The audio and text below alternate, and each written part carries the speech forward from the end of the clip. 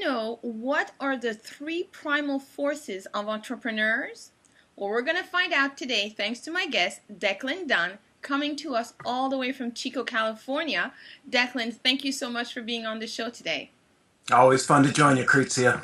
So, Declan, I had a little bit of difficulty trying to describe who you were and what you've done. I mean, your background is so amazing, but I really love the title that you're using right now, or the titles, which would be entrepreneurs, educator, and Gonzo community developer. That's a pretty heavy title right there. So I can't wait to hear what you have to say during this interview. But thank you so much for joining me. Oh, it's going to be fun, and really, we're in a changing world where a lot of the old titles don't really make sense. I agree. I mean, you can, because it's about the audience, not about you. I agree. I couldn't agree Right? with you more. So I'm pretty sure that right now people are thinking three primal forces of entrepreneurs. What is it and where does it come from? So I'm going to have to ask you that question. That's exactly where we're going to start with this interview. Well, the three primal forces that came to me was really trying to describe to people a way of being an entrepreneur that's different than what they conceive, which is about them.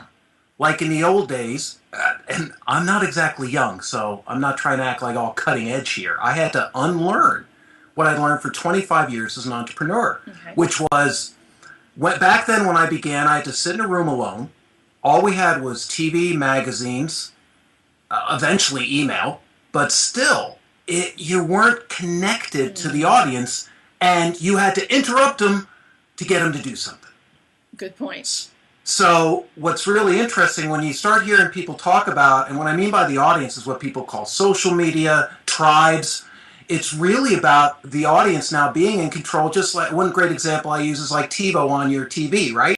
You record what you want, you skip through the commercials. Yep. You don't sit there and record it and watch the commercials. Like in the good old days.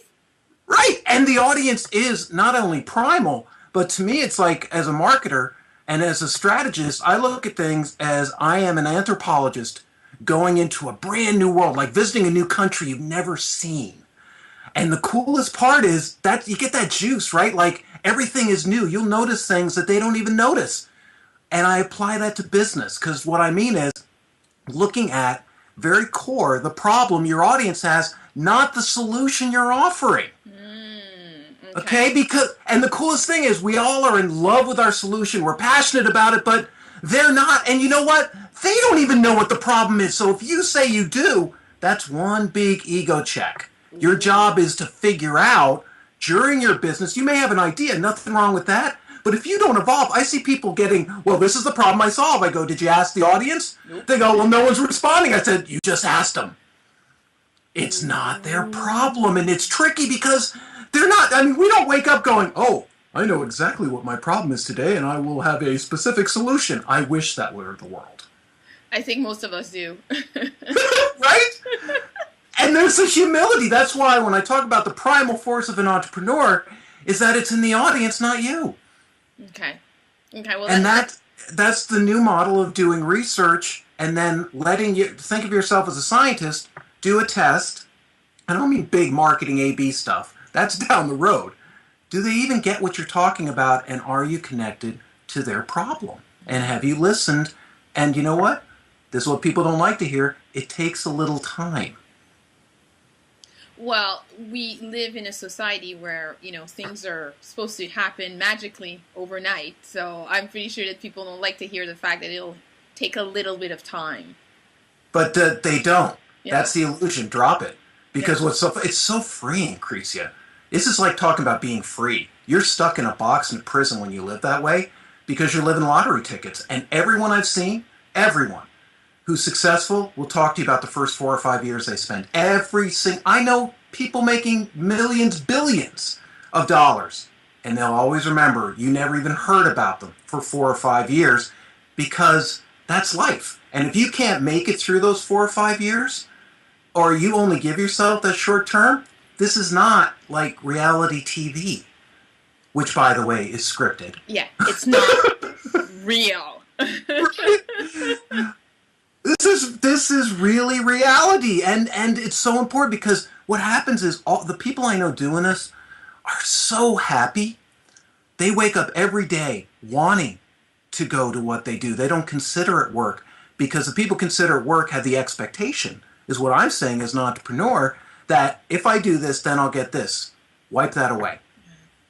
And it's really, what's funny is when you do this, not, there are people, I just saw a guy, I don't know him or anything like that, but he pitched some venture capitalists for funding, a company called Zarly, Zaaroi, in February.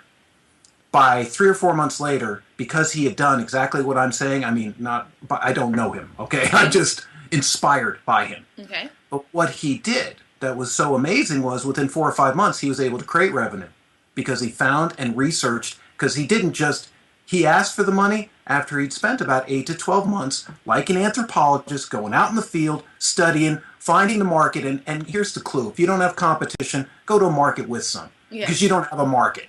Yeah, well, yeah, if you're alone in your market, then indeed you don't have a market. Competition can be very good, actually. It just is. This is where the illusion. This is where a lot of entrepreneurs get frustrated. They don't understand. They think it's like a job where they just write out their goals, and it's really, and I say this with sympathy, man, it took me 4 or 5 years in my early career just to even know how to make money. I was clueless. I did not know. I sat around complaining.